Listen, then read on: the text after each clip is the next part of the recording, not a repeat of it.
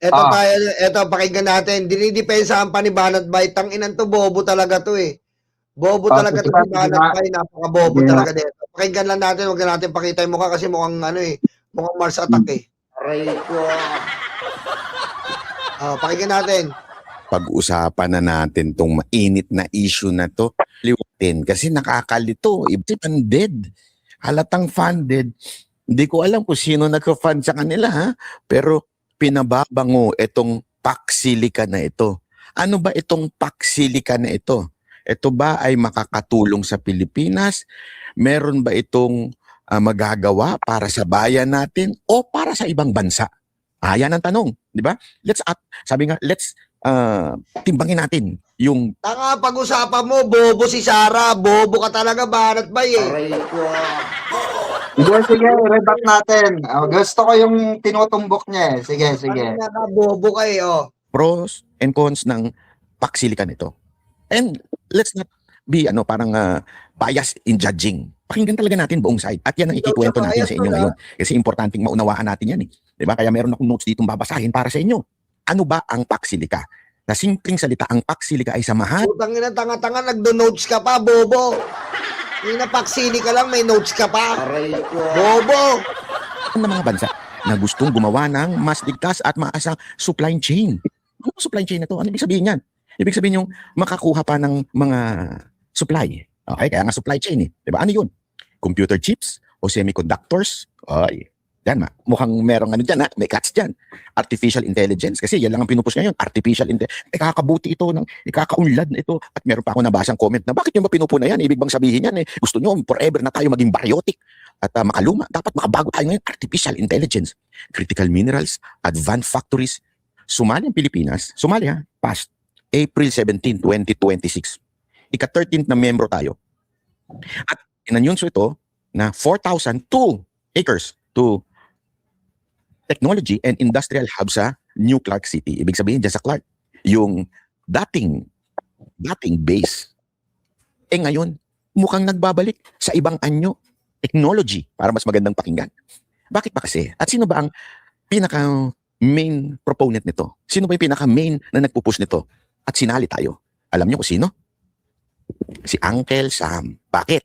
Kasi remember, yung mga computer chips at semiconductors na yan, so far, ngayon, nanggagaling yan, karamihan, sa Taiwan. Okay, so Taiwan talaga, maraming nito ngayon. Ngayon, sinusubukang agawin ng Amerika ang Taiwan, even if tayo po ay nakaspirma dun sa One China policy. Ibig sabihin, umaagree po tayo, kasama tayo sa kasunduan, at pumapayag tayo, at tayo sumasang-ayon na ang Taiwan ay parte ng China. Tangina mo, bobo! Pinasok niya talaga yung naratibo tol, no? Yung pinasok yung naratibo China, tarantado ka, Banat Bay. Yung ina mo, masyado kang maka-China, nakakahiya kayo. Aray ko. Tarantado. Na tayo ay pumasok sa One China policy na kinikilala natin na ang Taiwan ay parte ng China. Tarantado. Aray ko. Gago, putang inan to. Wala ba kayong tatalinong vlogger, Sarah Duterte? Ito lang ba pinakamatalino yung vlogger? Putik anuhan ko lang ng 1/4 na utak ko to eh. Nakakatawa yung pasok niya na naratibo tol eh. Oo eh. Ano ngayon kung magkakaroon ng stand-alone na semiconductor ang US? Wala bang kalabukan ng US magkaroon ng stand-alone semiconductor? Kailangan Taiwan lang ang ang may ganyan at ang China. Tarantula. Ang ina mo, bobo mo. Pero sinusubukan kunin ng Amerika dahil nandun nga yung pinakamalaking production ng mga semiconductors at kung ano-ano pang computer. Ano ngayon kung pakailan mo kukunin ng Amerika? Ba't nasasaktan ba kayo mga Chinese dilapwet? Yan tayo, wala. Diyan pa lang. Gusto mangyari kasi, nakikita ko yung naratibo nila rito na bakit kailangan ng Amerika pa magpupush niya pwede naman ng China. Pwede naman tayo sumapot sa China. Tama. Alam, basang-basa natin yung naratibo nitong bobo na ito. Bobo ang pusang inan to. Mga kababayan, wala po tayong pakialam kung yan ay motibo ng US sa atin. Wala po tayong pakialam. Sino bang dapat nating tulungan? Yung mga taong kumukuha ng isla natin o yung mga taong nagbibigay proteksyon sa atin? Yun lang naman basic question eh. At wala tayong pakialam sa semiconductor na yan kung US yan.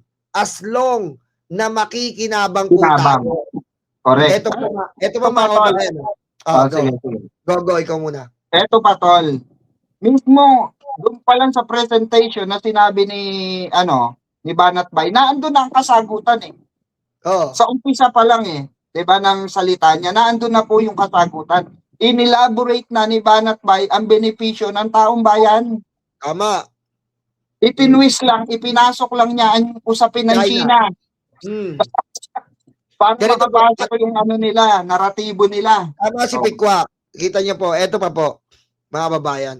2016 to 2022, pinagbigyan po natin na tayo ay pumasok sa mga negosyo, sa mga oportunidad sa China. Ano pong nangyari sa atin? Relasyong China-Pilipinas 2016 to 2022, direktang negosasyon, direktang partnership ng China at Pilipinas. Ano nangyari? Kanda baon-baon tayo sa utang, kanda bagsak ang tulay, kanda lugi, kanda hayop-hayop tayo sa pogo. Isipin nyo mga kababayan, kailan tayo pinukpok at pinutulan ng darili ng US? Wala. Saka ito mga kababayan, yung sinasabi nilang artificial, yan po ay common na pinag-uusapan way back before pa. Panahon pa ng kanilang presidenteng bangag na nagtuturok ng fentanyl sa dahig. Diba? Dati pa po yung pinag-uusapan, pero bakit hindi kinagat ni Digong? Tama. Dati ng proposal yan. Bakit hindi kinagat ni Digong? Kasi na, hindi siya yung hahawak ng pera. Diretso muna natin tong tangan to para lang maraan natin. Dahil sila ang nagpo-produce for AI at alam nila ang labanan in the future ay technology. Kasi bakit? May kinaugnayan yan sa nangyayaring ekonomiya ng Amerika. Kung papansinin ninyo, sa larangan pa lang ng transportasyon, ang Tesla, yan lang po ang electronic vehicle so far ngayon dyan sa Amerika. Pero sa China, kaliwat kanan na. At dahil dyan, sobrang nagbo-boom ang ekonomiya ng China. Mali na naman putang ina ka, mali. Ang Tesla, reliable. Huwag kang tatanga-tanga, pumasi ka sa statistics. Ang BYD lang ang successful na car ownership ngayon.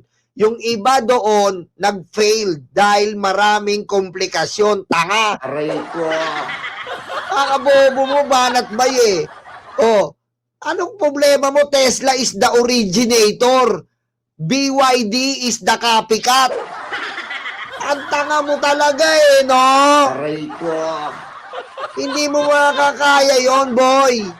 Mali ka ng naratibo kahit mag-check ka sa statistics, bagsak ang electric car ng China dahil ang daming bulilyaso. Ang Tesla, kahit wala kang driver, pasok. Mag-ooperate. Bobo to, boy. Ewan ko, daming nauulol nito. Alam nyo ba kung bakit palpak ang China pagdating sa mga electric vehicle? Alam nyo ba? Kasi nga, ginawang negosyo, hindi sa tinatawag na kapakinabangan sa inaharap. Hindi po, ginawa siyang automatically business. Pag ang isang bagay or isang tawag dito, electronic, okay, na binebenta para sa kapakanan ng taong bayan at mapapakinabangan ng sambayanan, dapat quality ang ilalabas mo. Okay? Dahil diyan, marami namuhunan diyan. Pero sila yung mismo namuhunan. So wala silang pakialam. Ang importante sa kanila is ma-deliver nila yung mga order from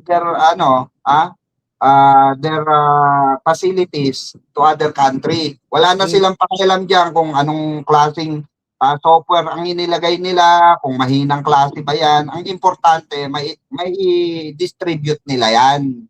Kasi business nila yan at papasok yung profit na tinatawag upang mapalakas yung kanilang gobyerno. Dinegosyo ng ano yan ng tawag dito ng China, 'di ba? Para mapalakas yung kanilang ekonomiya. Ganun po yung ginawa ng China. Unlike po sa Amerika na 'di ba? Tayo nahihirapan tayo kumuha ng Tesla doon. Magmula doon papunta rito. Tama mali.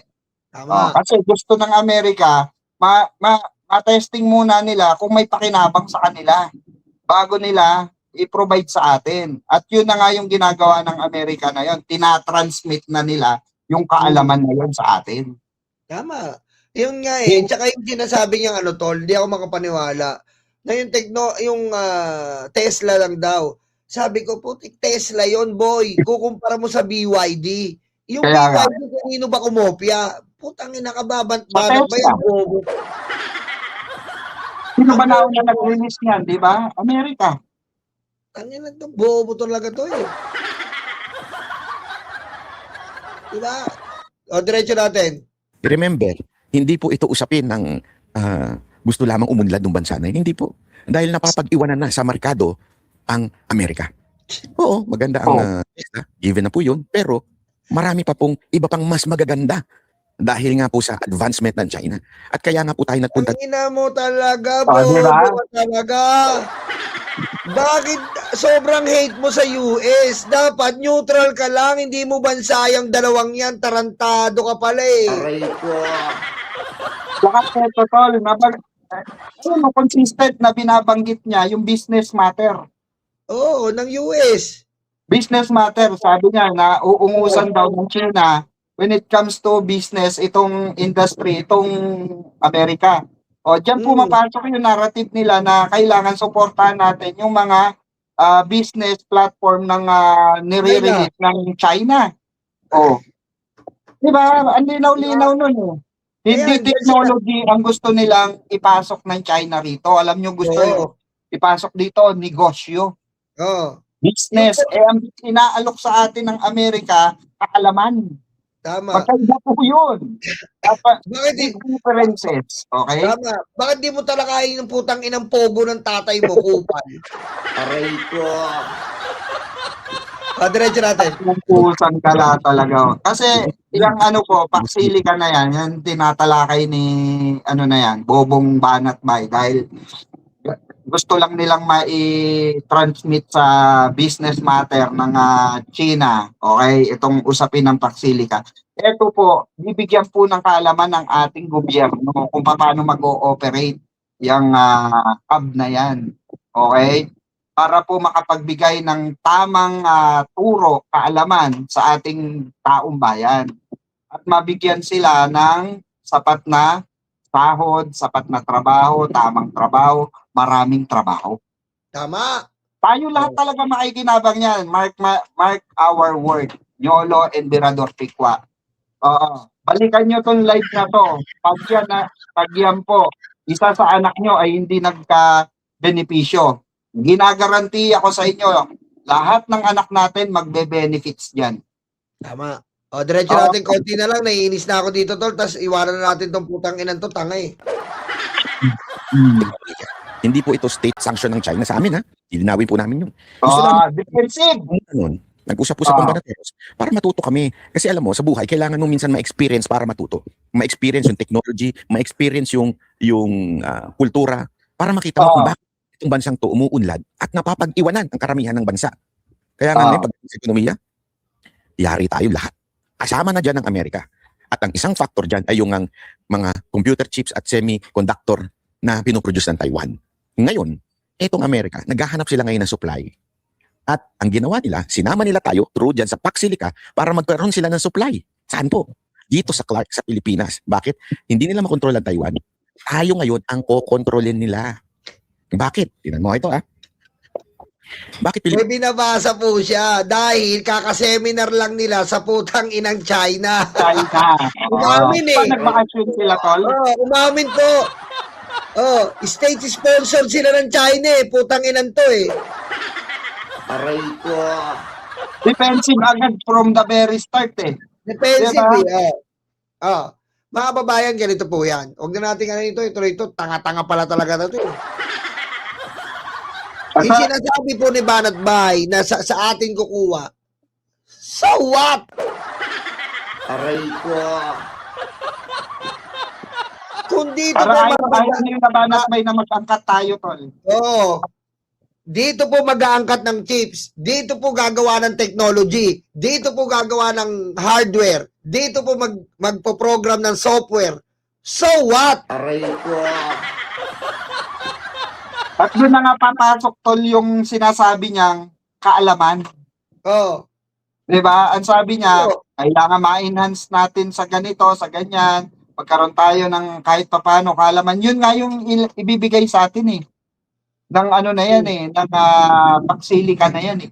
Yan po yung ibibigay sa mga kabataang Pilipino na mga fresh graduate, pusang galaka, Banat Bay. Kaalaman.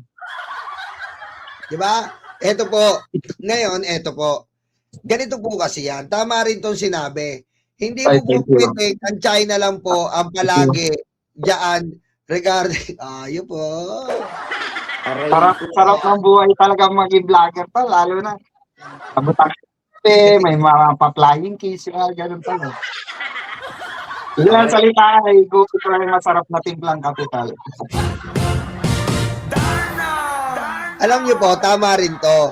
Kasi po, kailangan po na hindi lang po lagi sa Taiwan, China kumukuha ng mga ganyang bagay. Kailangan po, ang semiconductor, ang mga chips, ay meron din pong kompetensya. 'Di ba?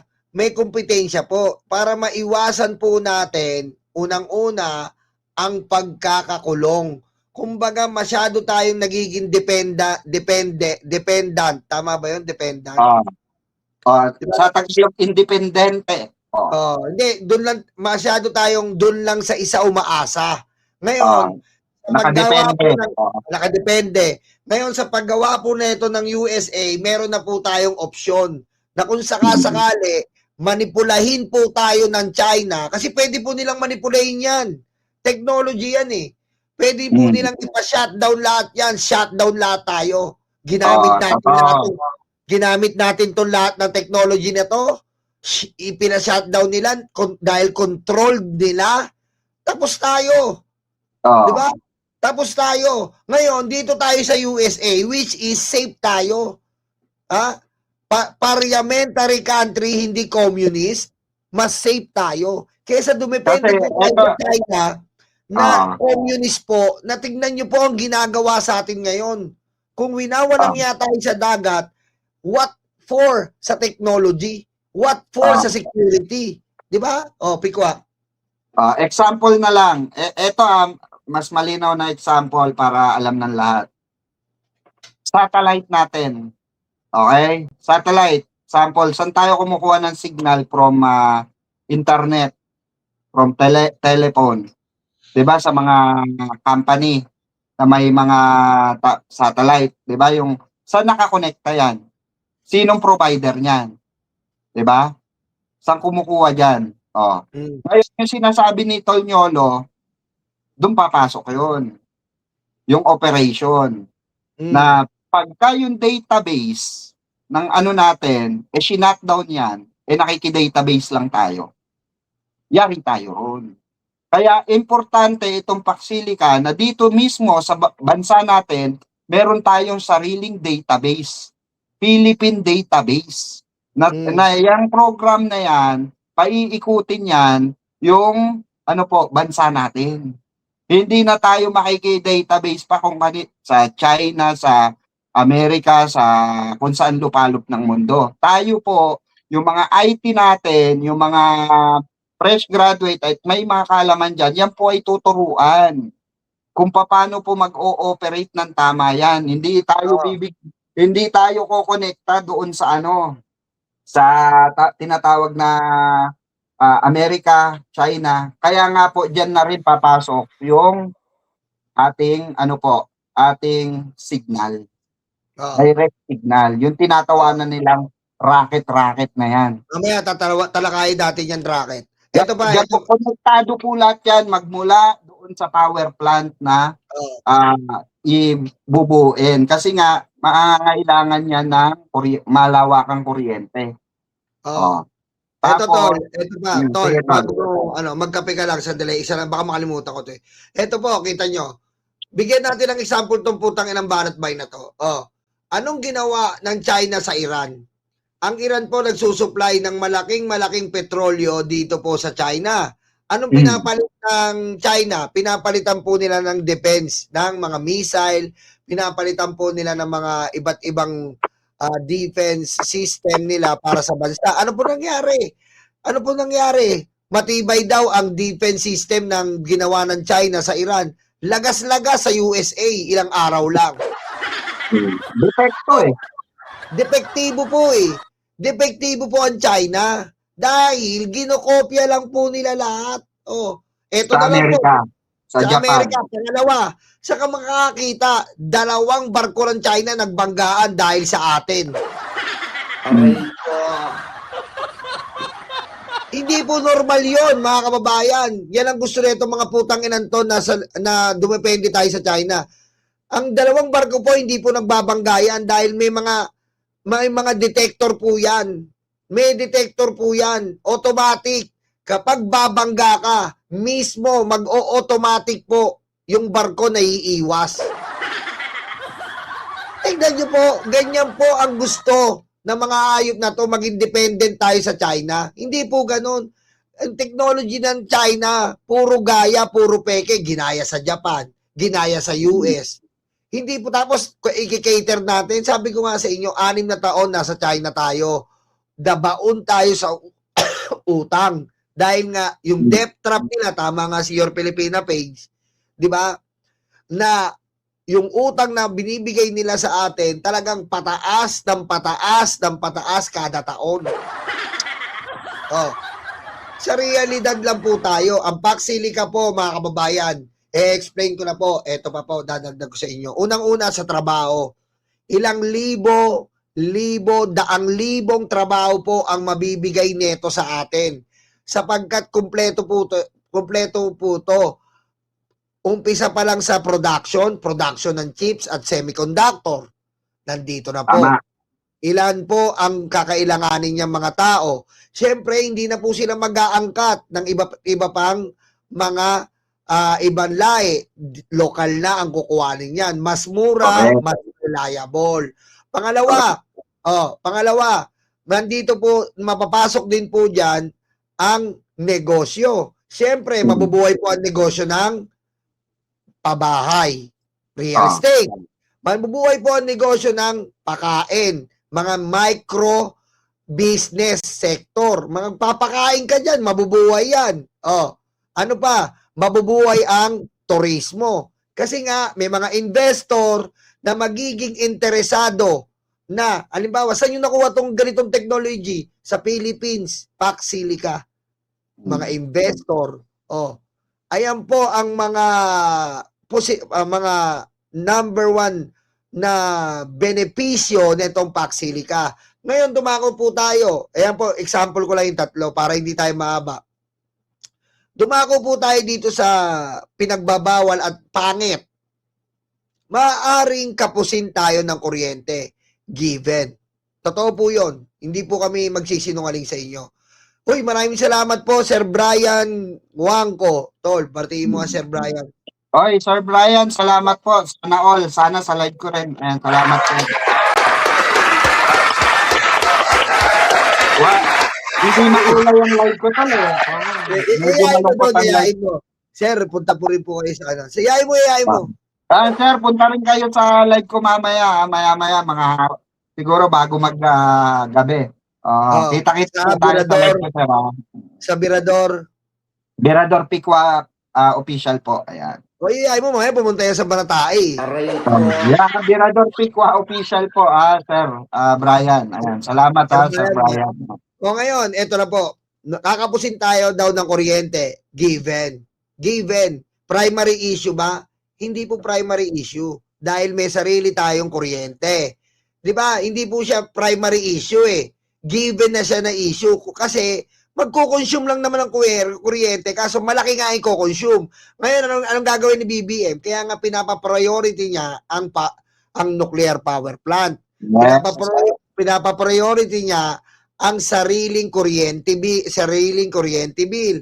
Bakit? Kung tayo po mga consumer ng Meralco, hindi na po tayo dependent sa Meralco, yung mga nagiging dependent na po sa sarili nilang kuryente, may solar tayo, magkakaroon ng gobyerno ng pautang po na solar sa atin, maaari pong ganon sa sariling kuryente bill.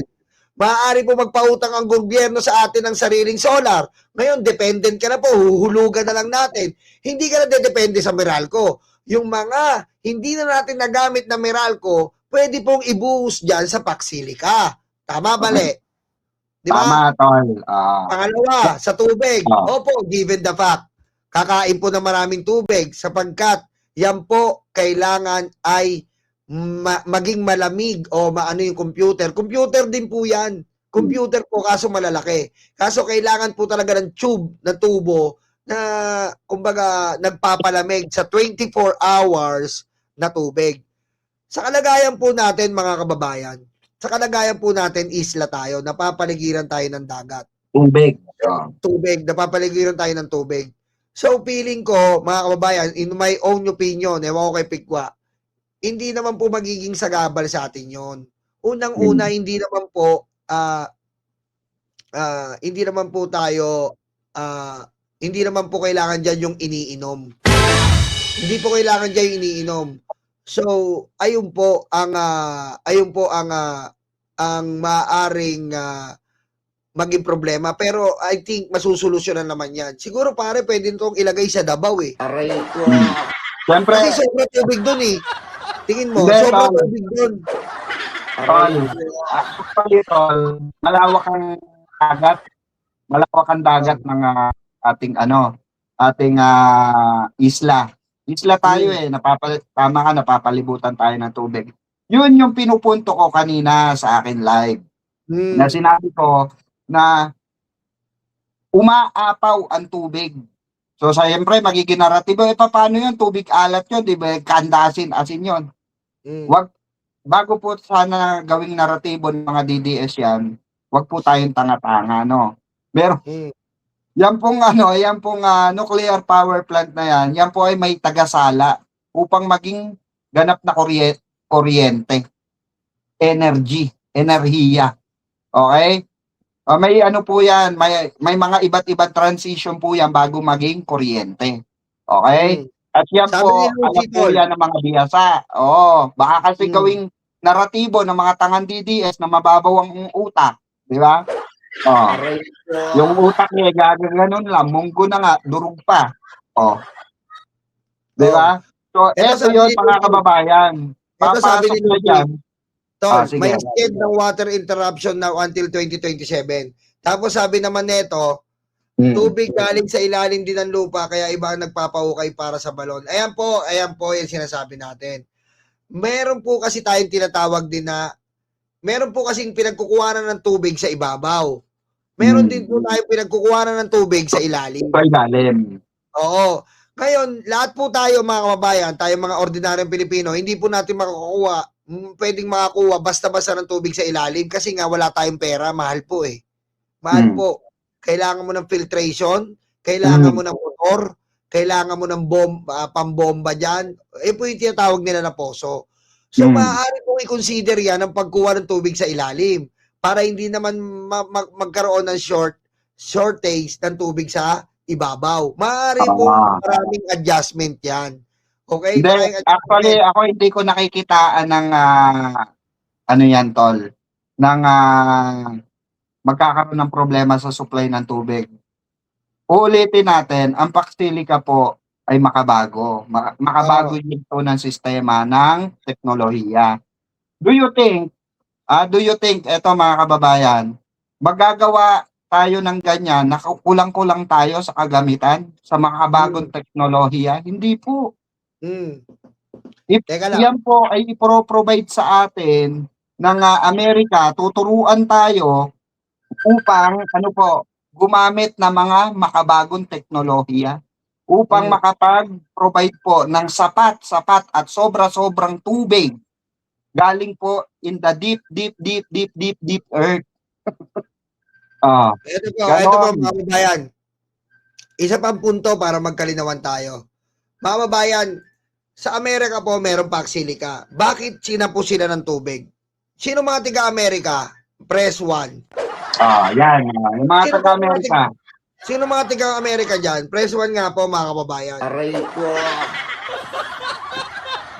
Diba? Tignan natin kung sino mga tiga-Amerika tapos palipatin mo sa live mo. Aray ko. Aray ko. Mga taga-Amerika po dyan. Present. Sabi mo, mga tiga-Amerika, lipat po kayo sa... Lipat po kayo mamaya sa live ka. Kayo maingay kay paring Yolo. Happy time. Tip muna kayo pag may time. Ayan po. Salamat po sa mga tiga-Amerika. Ito na po explanation. Bakit ko po tinanong yon? Mga kababayan, kasi po, ang Amerika po, ilan po ba ang season nila? 'Di ba? Tag-araw, tag-tuyot, snow, Paglamig. diba? Taglamig, spring, mga ganyan. Tayo sa Pilipinas, ano po ba dito? Tag-init, tag-ulan. Tag-ulan. 'Di ba, tol? So, kaya po minsan talaga mga kababayan, kinakapos po sa Amerika, bukod sa napakarami nilang populasyon, hindi po siya katulad dati na tag-araw, tag-ulan lang. 'Di ba? Sa atin po ay tag-araw, tag-ulan lang. Kaya po, eto pong Paxilica po ay masyadong pwede sa ating mag-adapt. Dahil pag tag-ulan po, pwede po tayong gumawa ng paraan. Total, nakikita nyo yung mga sobra-sobra nating flood control, di ba? Nakikita nila yan? Mga tubig na sumusobra. So, pwede nating gawan po ng paraan. Ha? Ano ba yung tatlong season ba sa atin? Tag-araw, tag-ulan, ano pa ba isa? Tagbagyo. Si Digong pala, hindi. Pangatlo yung kay Digong, taglibog. Aray ko. Taglibog. So, tatlo po ang season natin, ha? Tag-araw, tag-ulan, tas mga DDS katulad ni Digong, taglibog. Aray ko. Ayan. Diba? So, yun po. Sa atin po, pwede po tayong mag-adjust. Dahil po, tuwing Hunyo, Mayo, Hunyo, July, August, September, umaabot pa minsan ng November, kinikater na, umaabot sa atin ang ulan.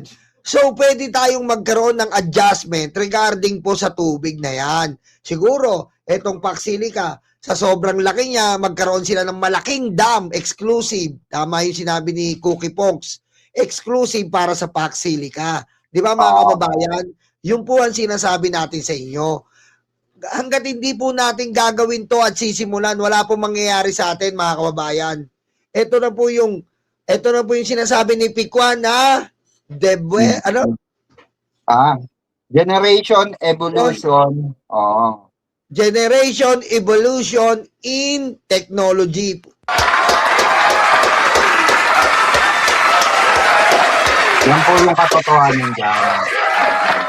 Kaya mga kababayan, yan po ang explanation namin dyan na hindi nga alam ni Sarah na Faxulaika. Aray ko. Faxulaika. Aray ko. Saka ito, tol. Ito mga kababayan. Imagine niyo bakit nakakasabay ang Japan, di ba? When it comes to advance system. Technology system. Bakit po? Kasi nga, punong-puno tayo ng tubig. Napapalibutan din po sila ng tubig. Hindi kinakapos. Kaya nagiging mas advanced pa sila actually sa Amerika. When it comes to technology system.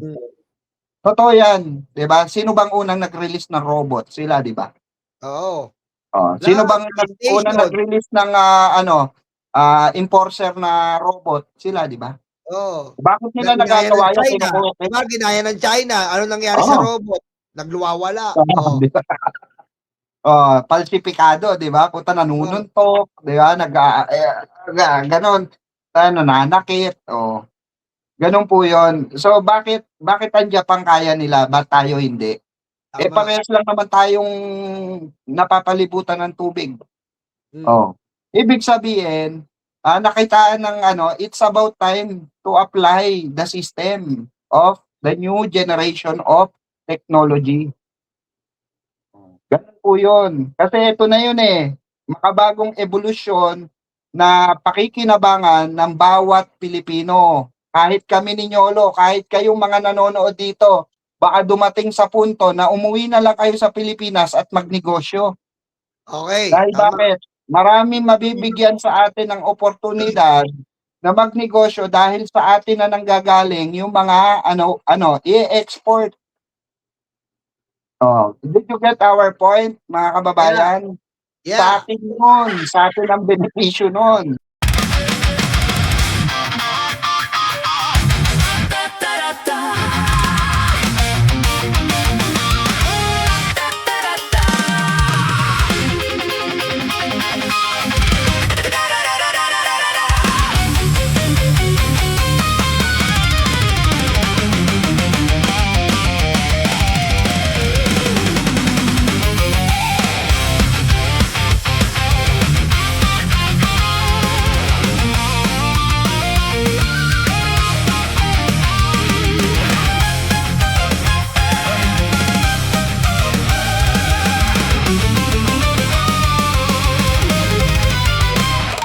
Madilim daw ang paligid, putukan daw ay maririnig.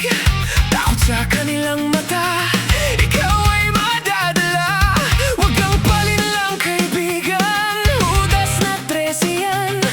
Sinira nila ang Senado, sobrang ganit mga ito. Hindi nyo na maloloko mga Pilipino.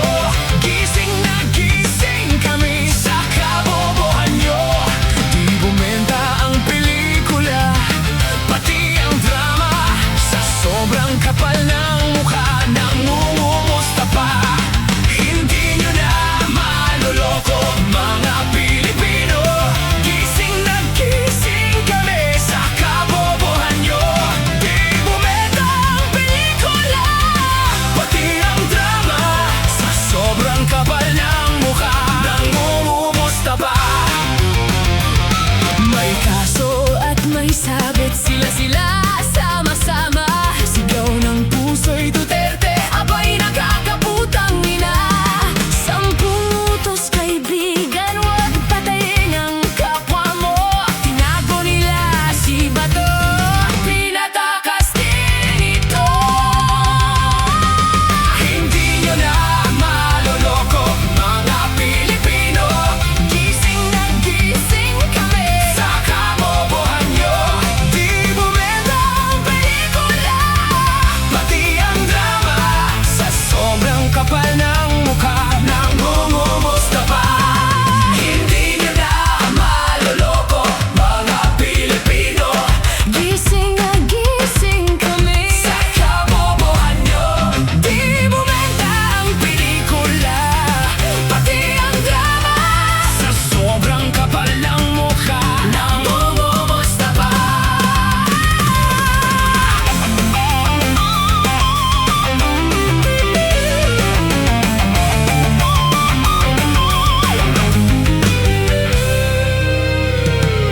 Madudumi ang taktika para lang kay Sara.